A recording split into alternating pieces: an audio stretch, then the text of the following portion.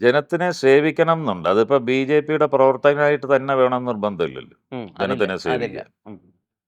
ബിജെപിയുടെ പ്രവർത്തകനായിട്ട് തന്നെ വേണമെന്നില്ല. അപ്പൊ അതുകൊണ്ട് അങ്ങനൊരിത് വന്നില്ല. ഞാൻ ആദ്യം ഇപ്പൊ 16-ലോ 14-ലെങ്ങാണ്ടൊക്കെ എന്നെ ചില ഫ്രണ്ട്സ് വിളിച്ചതുകൊണ്ട് ഞാൻ പോയിട്ടുണ്ട്. പ്രസംഗിക്കാനും ഒക്കെ ആയിട്ട് പോയിട്ടുണ്ട്. പിൽക്കാലത്ത് ഞാൻ പോയിട്ടില്ല. പിന്നെ എപ്പോഴെങ്കിലും ആരെങ്കിലും വീഡിയോ ചോദിച്ചാൽ ഇട്ട് കൊടുക്കുമായിരുന്നു.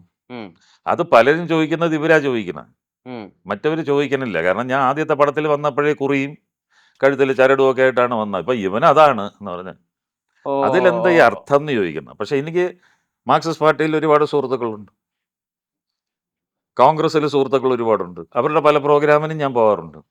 ഇപ്പൊ മറ്റേ വിഷുവാണി ബന്നൊക്കെ പറഞ്ഞ് നടക്കും ഗുരുവായൂരൊക്കെ. അവിടെ മറ്റേ ഈ കണ്ണാണശ്ശേരി ഭാഗത്ത് അവിടുത്തെ പഞ്ചായത്ത് പ്രസിഡന്റ് നടക്കുമ്പോഴത്തേക്ക് ഈ ദിവസം മാർക്സിസ്റ്റ് പാർട്ടിയുടെ ആളല്ലേ ഭരിക്കണം. എന്നെ വിളിച്ചിട്ട് ഞാൻ പോയിരുന്നില്ല. അതിന്റെ ഉദ്ഘാടനം ഞാനാണ് ചെയ്തത്. ഇപ്പോഴല്ല, കഴിഞ്ഞ ഒരു 3 ഇയേഴ്സോ 4 ഇയേഴ്സ് ബാക്കോ 5 ഇയേഴ്സ് ബാക്ക് അത് ചെയ്ത് ഞാൻ. അപ്പം അങ്ങനത്തെ ഒരു സംഭവമുണ്ട്.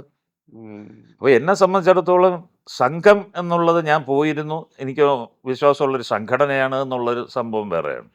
സംഘം അത് ഓക്കെ.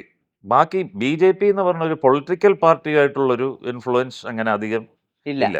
സുഹൃത്തുക്കൾ വിളിച്ചാൽ പോവും, അത്രേ ഉള്ളൂ. അതുപോലെ ഇപ്പോൾ കോൺഗ്രസ്സുകാർ വിളിച്ചാലും ഞാൻ പോവും, മാർക്സിസ്റ്റുകാരും വിളിച്ചാലും പോവും.